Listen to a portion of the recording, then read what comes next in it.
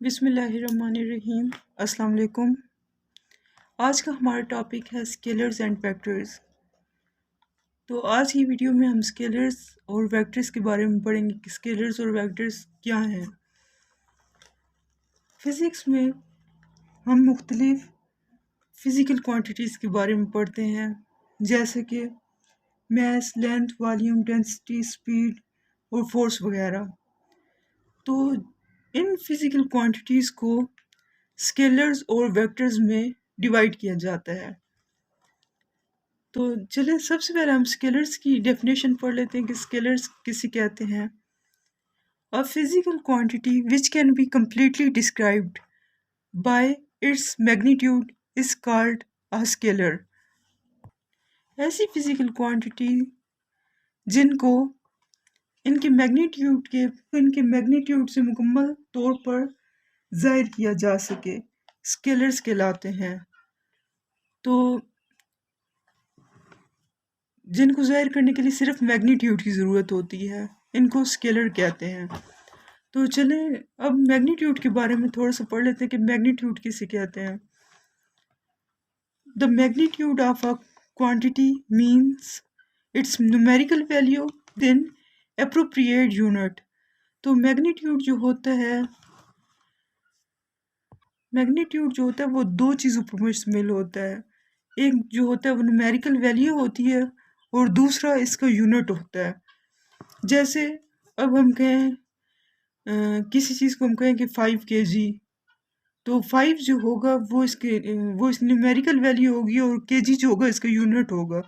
तो 5 kg इनको हम मैग्नीट्यूड कहेंगे। जिस तरह 2.5 kg, अब 2.5 जो है न्यूमेरिकल वैल्यू है और kg जो है यूनिट है, तो इन दोनों को जो है मैग्नीट्यूड कहेंगे।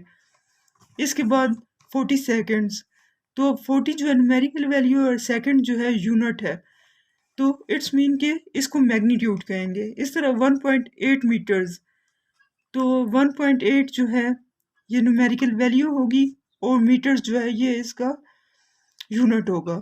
तो इसका मतलब है कि इसको मैग्नीट्यूड कहेंगे। तो स्केलर्स की जो मिसालें हैं वो हैं mass, length, speed, volume, work, energy वगैरह।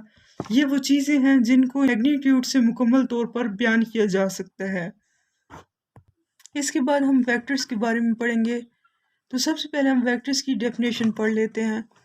A vector can be described completely by magnitude along with its direction। अब वेक्टर को बयान करने के लिए दो चीज़ों की ज़रूरत है, एक मैग्नीट्यूड और उसके साथ साथ उसकी डायरेक्शन, यानी कि मैग्नीट्यूड के साथ साथ डायरेक्शन की भी ज़रूरत पड़ती है वेक्टर्स को बयान करने के लिए।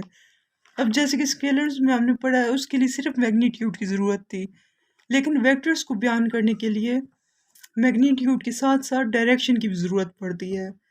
तो वेक्टर्स की जो एग्जांपल है वो है velocity, displacement, force, momentum, torque वगैरह।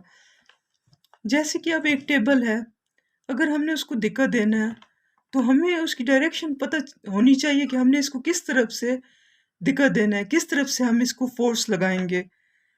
तो इस तरह हमें उसकी मैग्नीट्यूड के साथ साथ उसकी जो डायरेक्शन है उसका भी पता होना ज़रूरी है।